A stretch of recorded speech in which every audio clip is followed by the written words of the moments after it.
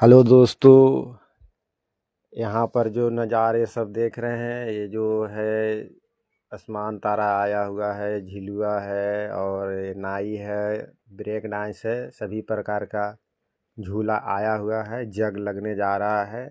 ये जो जग लग रहा है वो जगह का नाम है शक्ति धाम।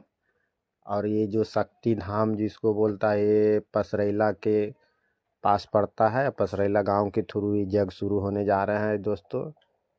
जो कि जग शुरू होने का तारीख है 14 तारीख, चौथा महीना 2025।